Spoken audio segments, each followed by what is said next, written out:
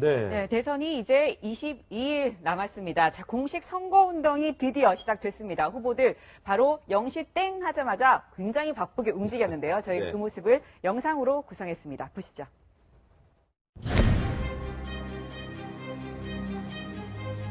저는 오늘 길을 났습니다. 22일간 대장정에 나섭니다. 그 길의 끝에서 대한민국 운명이 갈립니다. 서민들의 삶과 예반이 새벽 시장에 다 있습니다. 서민 경제는 살아야지. 국민들이 마음이 편해집니다.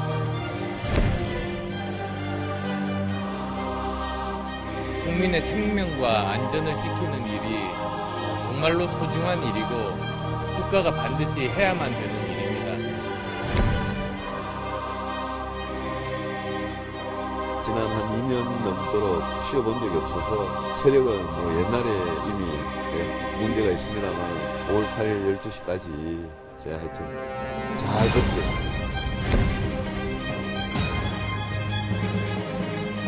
가장 다음 대통령이 해결해줘야 될 과제로 갖고 있는 것이 바로 돈이 실력이 아니라 땀과 노력이 실력이 있는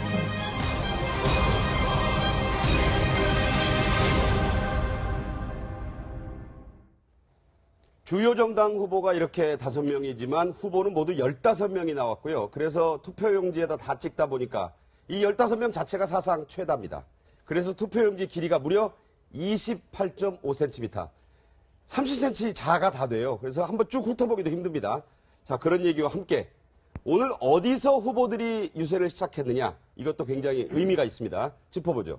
네, 지금 보면 문재인 후보 같은 경우에는 대구를 갔어요. 통합 행보를 하겠다 이런 거고요. 그 다음에 홍준표 후보는 가락시장을 갔습니다. 바로 서민 컨셉이고요. 그 다음에 지금 안철수 후보는 인천 해상교통관제센터를 갔고요. 그 다음에 유승민 후보는 서울종합관제센터, 그리고 심상정 후보는 경기도에 있는 지축 지하철 차량 기지 이렇게 갔습니다. 각각 이게 굉장히 후보 캠프마다 굉장히 이거 머리 써서 이렇게 굉장히 복잡하게 잡는 거 아니에요? 저게 아주 중요하죠. 네. 문재인 후보 같은 경우에 2.28 민주어긋탑을 갔다라는 게 이게 여기가 어디냐면요. 1960년 3.15 부정선거 직전에 학생들에게 휴일인데 학교 등교를 시켜요. 네. 이제 그 측면에서 반대를 하면서 대구에서는 민주와 관련된 주요한 상징물이 2.28 2.28? 예. 이죠. 2월 28일 네네. 2.28 민주어긋탑인데 저 부분을 갖다라는 건 두 가지 의미를 가지고 있겠죠. 하나는 대구에 있어서 보수의 심장에 있어서 민주주의에 대한 강조와 그다음에 대구와 이 보수와 개혁 세력 간에 있어서의 화해와 통합 이 측면들을 강하게 상징적으로 강조하고자 하는 이 일정 아니었냐 이렇게 볼 수 있겠죠. 자, 그렇다면은 또 이 나머지 후보들, 특히 홍준표 후보는 가락시장 갔는데 어떻게 보세요, 그거는? 아무래도 본인이 흑수저 출신인 서민 대통령을 지향하고 있기 때문에 네. 이 민생의 현장이 가락시장부터 아마 시작을 한 것 같습니다. 홍준표 후보의 입장에서 본다고 한다면 아무래도 지금 자신이 상당히 공을 들이고 있는 지역이 TK와 충청이기 때문에 네네. 오늘 유세도 아마 충청도인 아산 현충사를 가서 또 충무공의 정신, 이 상류십이라는 말 있지 않습니까? 신에게 아직 12척의 배가 있다. 네네. 그 말을 아마 상기시키면서 지금 지지율은 낮지만 역전의 찬스는 있다는 것을 강조하기 위해서 아마 아산 현충사도 들르고, 그리고 앞서도 제가 이야기했듯이 지역적으로는 TK, 충청에서의 입지를 회복하겠다는 그런 의지가 담긴 행보가 아닌가 하는 생각입니다. 자, 안철수 후보는 두 가지 측면이 있는 것 같아요. 지금 아무래도 수도권에서 조금 문재인 후보한테 밀리기 때문에 경기 인천 지역, 네, 특히 경기 인천. 수도권. 네. 그래서 그 지역을 선택한 것 같고, 또 하나는 지금 세월호 어제가 어제 삼주기. 아니었습니까? 예. 그리고 국가라는 것은 기본적으로 국민의 생명과 재산을 지키는 것이 네. 안전이죠. 그런 부분에 있어서 지금 지난 촛불 민심이라는 것이 이것이 나라냐, 이런 부분에 대해서 가장 중요한 것은 안전이라고 보고 아마 인천에 있는 해상교통관제센터를 간 것 같습니다. 거기서 제대로 된 관제를 하고 거기서 안전에 대한 의식이라든가 이런 것들을 제대로 교육을 했더라면 이런 세월호 사건이 나지 않았겠느냐. 그런 차원에서 안전, 또 하나는 수도권에 대한 민심, 이 두 가지를 겨냥해서 인천으로 간 것 같습니다. 네. 자, 이렇게 후보들의 움직임이 지금 부산해지고 있는 가운데요. 여론조사가 나왔습니다. 여러 여론조사가 나왔는데 저희는 표본수가 가장 큰 곳 하나를 우선 대표적으로 보여드리겠습니다. 중앙일보가 실시한 여론조사 표본수가 2,000명 정도 되는데요. 문재인 후보 38.5, 안철수 후보 37.3, 홍준표, 유승민, 심상정 후보 보시는 대로입니다. 자, 38.5 대 37.3. 이것은 뭐 우열을 가리기 힘들다라고 이수희 변호사. 예. 여론조사 자체에서 저건 우열을 얘기하기 힘든 수치예요. 이 보니까 응답률이 30%가 높았는데 대단히 좀 높은 편입니다. 예, 이제 갈수록 이제 응답률이 좀 더 오르는 추세인 것 같고, 뭐 이전하고 좀 추세 차이는 별로 없는 것 같아요. 네. 근데 여전히 무응답층이 한 10% 내외가 된다는 점에서 아마 끝까지 그 초박빙 그 판세대로 가는 거 아닌가, 그런 이제 추세를 좀 볼 수가 있는데, 글쎄 이제 저 문재인 후보 측에서는 그 다른 이렇게 차이가 많이 난, 격차가 많이 난 여론조사도 있기 때문에 저런 그 양강구도가 되는 여론조사에 대해서 좀 불만은 있겠지만, 여하튼 안철수 후보와의 둘의 양강구도 그 추세는 그대로 가는 것 같습니다. 네. 저희가 뭐 다른 의도가 있었던 건 아니고 이게 샘플 수가 가장 많습니다. 2,000명을 대상으로 했기 때문에 저희가 선택을 했고요. 자, 그 중에서도 보면 이게 지금 토론회가 지난 다음에 조사를 한 거거든요. 자, 그럼에도 불구하고 크게 변동은 없어요. 토론회가 미친 영향이 좀 작은 건가요? 어떻게 된 건가요? 토론회의 역량 자체가 뭐 작다고 이렇게 단언하기는 좀 힘들 것 같습니다. 네, 홍준표 후보나 예. 유승민 후보, 심상정 후보 같은 경우는 크게 변동이 없는 것 같거든요. 지금 이제 그 뭐 중앙일보 여론조사는 그렇지만 또 다른 조사에도 보면 이 안철수 후보의 지지세 자체가 조금 주춤거리는 그런 또 양상을 보이고 있기 때문에 뭐 SBS나 조선일보 보도에서는 5%포인트 정도 그렇죠. 문 후보가 앞서는 추세. 사실 예. 그 안철수 후보의 그 상승세가 상당히 두드러졌지 않습니까? 상당히 앞서가고 있었기 때문에 안철수 후보 측에서는 이번 등록 시점에 놓은 이 후보 그 여론조사가 사실 어떻게 보면 본인들이 생각하기에는 골든 크로스, 그러니까 안철수 후보가 치고 나가는 그러한 상황을 상당히 바랬겠죠. 그러나 그것이 이루어지지 못했다는 측면에서 본다고 한다면 앞서 우리 앵커께서 말씀하신 대로 TV 토론에서의 안철수 후보가 약간 좀 경직된 태도로 보였던 그러한 부분, 거기에 대한 평가가 약간 박하게 나왔던 것도 작용하지 않았나 하는 생각입니다. 네. 저는 조금 다른 네, 시각을 네. 갖고 있는데 좀 다르게 보시나? TV 토론 아니 그건 뭐 이렇게 조금 예상이 됐던 거 아니냐. 안철수 후보의 그런 지지율이 급상승을 했기 때문에 어느 정도 약간의 조정기는 거칠 것이다 이렇게 예상을 급등이 이후에 나타나는 했었는데 조정기다. 예, 조정기인데 그 중에서도 가장 크게 영향을 미친 것은 뭐 TV 토론에서 다소 안철수 후보가 경직된 모습을 보인 거, 여유로운 모습을 그것도 있지만 또 하나는 민주당 측의 적극적인 검증. 이른바 뭐 네거티브라고 저쪽에서는 얘기를 합니다만, 과거에는 문재인 후보와 그 당내 경선할 때는 안희정 후보에 대해서 상당히 공세적인 그런 입장을 취했는데, 이제는 뭐 그 경선이 끝났기 때문에 사실은 안철수 후보에 대한 검증이 거의 없었던데, 최근에 아시다시피 뭐 부인 문제라든가 딸 문제 여러 검증 그런 부분에 대한 영향을 미쳤었고, 또 하나는 크게 미친 것은 저 유치원 논란이라고 봅니다. 네, 이게 단설, 병설. 예. 예. 사실은 학부모들이든가 이런 분들은 그게 아주 민감하거든요. 특히 엄마들. 어쨌든 예. 언론의 오보로 인해서 이 논란이 빚어졌지만, 그럼에도 불구하고 안철수 후보 쪽에는 매우 부정적인 영향을 조금 더 TV 토론보다 오히려 그런 부분에서 더 미친 거 아닌가 그렇게 보여집니다. 네, 그런 말씀 주셨고. 지난주에 제가 이제 말씀드렸던 그 이야기가 네거티브 공세가 강화되면 강화될수록 격렬해지면 격렬해질수록 경고함에 있어서 그 정도의 차이가 나는 안철수 후보 쪽이 불리할 것이다. 좀 느슨한 경우라고 보신 거죠? 예, 느슨한 지지율과 견고한 지지율의 그 차이 때문에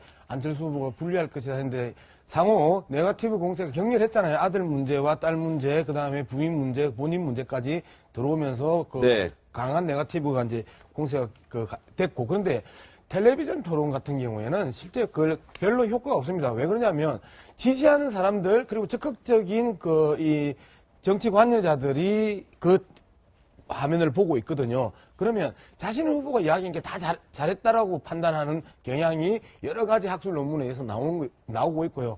그 다음에 이제 여론조사 경향을 우리가 이제 계속해서 강조하는, 여론조사는 경향성을 읽는 거다라고 네. 했는데, 이 경향성을 읽어줘야 되는데, 안철수 후보는 2주 전에 디오피니언과 내일신문 이후에 급격하게 상승을 하면서 38에서 33 박스 안에서 계속해서 오르락 내리락 하고 있고, 문재인 후보는 43에서 그 38 사이의 박스 안에서 오르락 내리락 하고 있고, 이 측면들이 계속해서 유지가 되고 있습니다.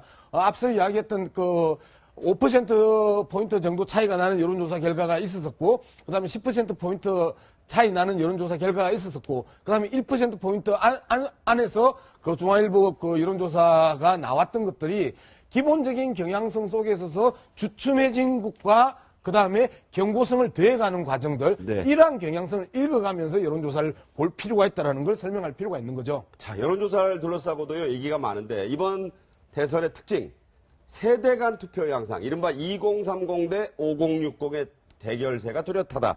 중앙일보 세대별 지지율을 분석해봐도 그렇고, 일단 얘기를 좀 하자면, 20, 30대 보시면, 40대까지 문재인 후보의 우세가 확연합니다. 자, 그렇지만 50대, 29대 49, 60대 이상 17대 47.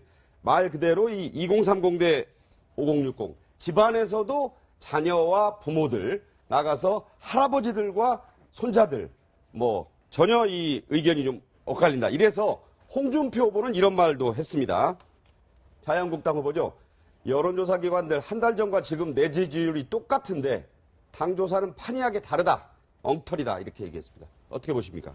이게 이제 제가 당에서 그때 있을 때 봐도 좀 이 당에서 하는 조사는 자기 위한적인 조사들이 좀 있어요, 결과가. 네. 그런 면에서 네. 좀 다를 거는 같은데, 문제는 이게 안철수 후보에게 안철수 후보의 급상승의 원인이 좀 파악이 된다는 거죠. 그런 면에서 홍준표 후보의 지금 7% 한 자릿수 지지율이 보이는 이 여론조사가 홍준표 후보가 바라는 대로 정말 저렇게 믿을 만한 수치가 못 되는 거냐. 그런 면에서는 저는 외려 좀 홍준표 후보의 저런 말씀에 대해서는 좀 동의하기 어렵고요. 다만 이제 10% 득표가 안 됐을 때 이 대선 후에 자유한국당의 존재감에 대해서도 이제 심각한 고민이 생길 수밖에 없고, 비용 면도 있긴 하지만, 네네. 홍준표 후보는 계속 안철수 후보한테 몰리는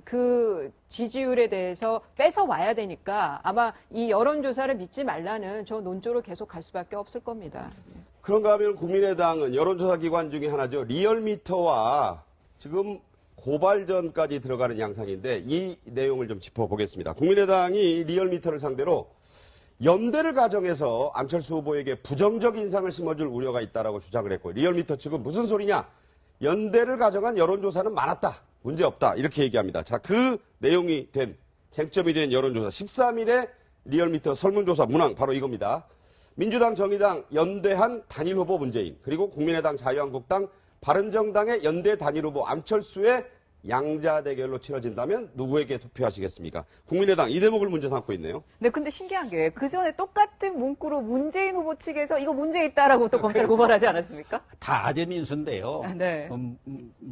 국민의당 쪽에서는 그렇게 하는 것이 말하자면 바른정당은 모르겠지만 한국당하고는 이렇게 할 경우 말하자면 적폐 세력과 연대 이미지를 자꾸 심어주는 거 아니냐. 네. 안철수 네. 후보 입장에서는 자각론을 해서 바른정당, 국민의당하고 연대를 안 하고 단일화도 안 하겠다는데 왜 자꾸 그걸 연대로 가정하느냐. 넣어가지고 말하자면 그런 적폐 세력과의 손잡는 듯한 인상을 주느냐 이렇게 얘기를 하시는 것 같은데, 저는 그런 생각도 그쪽 입장에서는 할 수는 있다고 보지만, 여론조사라는 것은 이런 방식으로 또 저런 방식으로 다양하게 해볼 수 있는 것이고, 또 양자 대결을 가정해서 할 수도 있기 때문에 저런 문제를 가지고 당 차원에서 또 후보 차원에서는 일종의 컴플레인, 네. 불만을 표시할 수 있지만 그걸 가지고 무슨 고발을 한다든가 이건 저는 좀 과하다고 봅니다. 네. 아정인수라고 지적했던 부분에서 적극적으로 동의를 합니다.